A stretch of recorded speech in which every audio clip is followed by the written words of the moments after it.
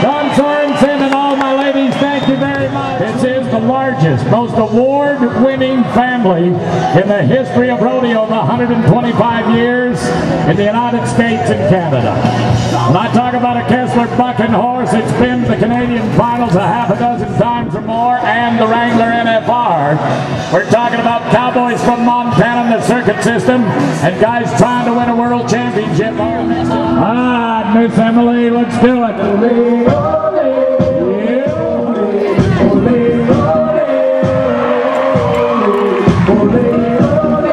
Yeah, yeah, yeah, yeah. 1761. That's going to move her. Friday, Saturday, and Sunday, come join us for rodeo. Well, the ladies in pink with the bling. Yeah, come on, get the other one. There's a penalty of 5. She's going to go on by it like it didn't make any difference. Howdy, Becca here. I'm going to read you a little cowboy poetry by Tamara Hillman called Buckin Broncos.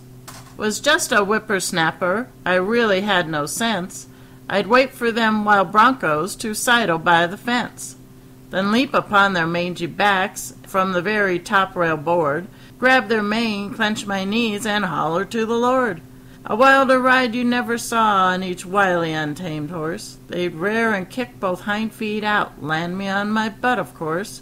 I didn't have a speck of fear, and rarely I got hurt, a screamin' and a cussin' and a whippin' with my quirt. First I'd see the sky a blue, and then I'd see the ground, as that bronco bucked me up, and then he bucked me down.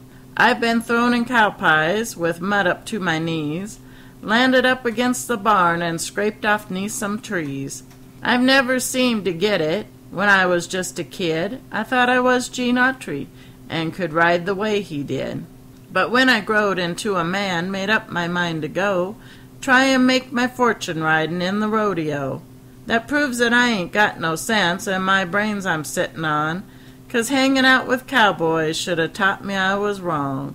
You'd think a fella'd learn with his backside sore and hurtin', but liniment and whiskey left me not for certain. Now I don't believe in dyin' just to do the reckless thing, or landin' me in traction with a nurse I'd have to ring. I only joined up anyways to have a little fun, and every time I drew a horse, he'd be the ornery one. Guess I'll grab my saddlebags and go back to the ranch, get married to that neighbor girl, I think her name was Blanche. I'll settle down and have some kids, and if they're on the fence, I'll tell them how it come to be I acquired this horse sense. It was about 6 years ago this man strapped on a gold buckle loose in front of a cowboy. Reach! Whoa!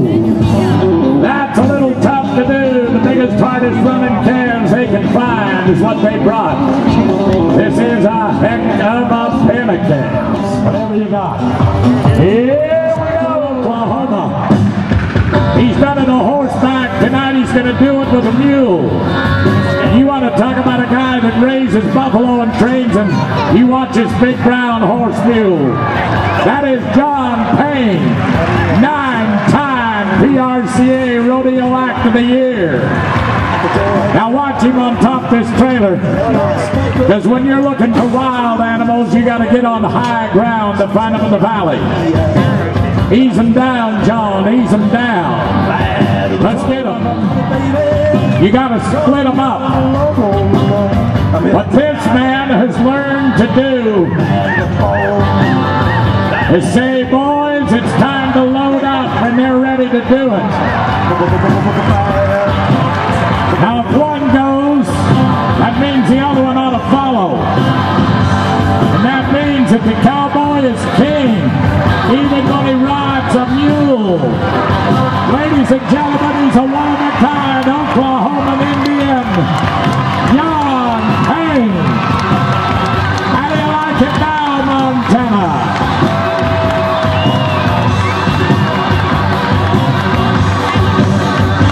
In the last 26 years that I've watched this man handle the wild cattle, the Mustangs off the high deserts of Nevada, to the buffalo that you're watching, he has become regarded one of the greatest entertainers in the history of our industry.